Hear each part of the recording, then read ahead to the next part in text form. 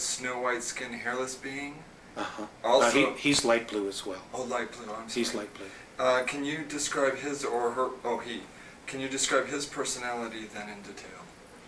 He's serious, but he also has a really good sense of humor.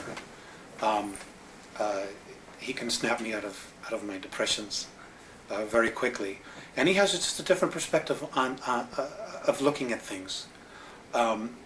He also tends to be part of their exploratory team. In other words, when there are times when they need to defend themselves or they're confronted with something, he takes on a military type of role. He's very, very fatherly, big brother. He's also one that he shows more emotion. He'll give you a hug or he'll put his arm around you, he's just really, really wonderful in that sense. He's more human in that sense. He's not as sterile sometimes as Visayas would appear to be. It's not that they're not loving, but sometimes Morane is a lot more animated. And I can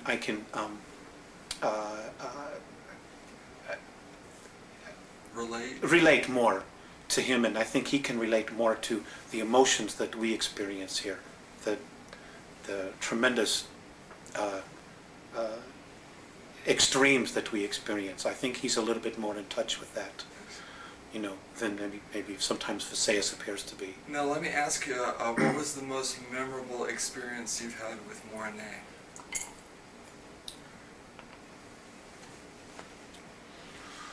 I can't talk about that.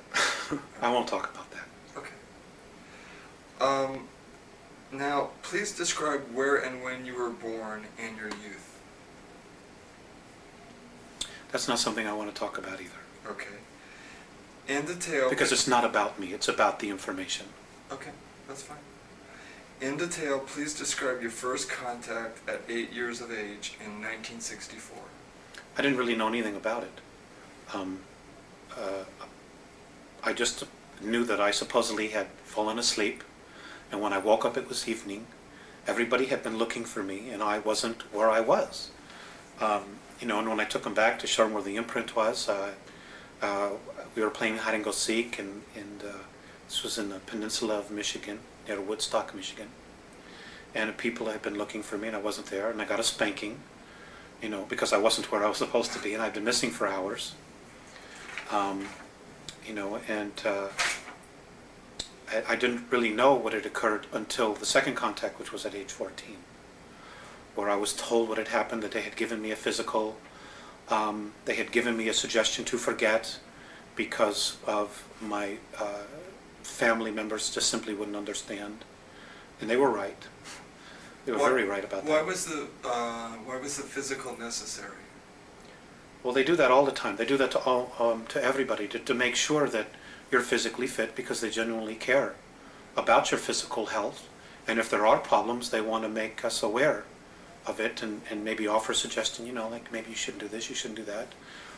Some people are even experiencing healings. And it's just a genuine caring for, of acknowledging who you are, not only on a physical level, but on a spiritual level. Now, at age 14, what was the nature of that contact?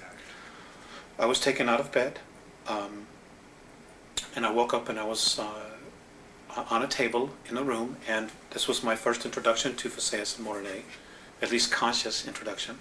And they were looking down, and I did, on a soul level, experience a recognition. There was no fear whatsoever, and we talked, and they showed me some things about my physical self. They also gave me a ball which recorded my entire energy field, who I was, who I've been in past lives. And as it was recording this, I could see all these different images of who I'd been going across the screen. And they saved this, and this was put into the computer so that they would contact me and could contact me no matter where they were at any particular time that they need to. I was asked if I wanted to help them. I agreed to do this, although at the time I didn't know exactly what it would entail. I had at any time the choice to say no more, but it's been an incredible experience for me. Alex, I presume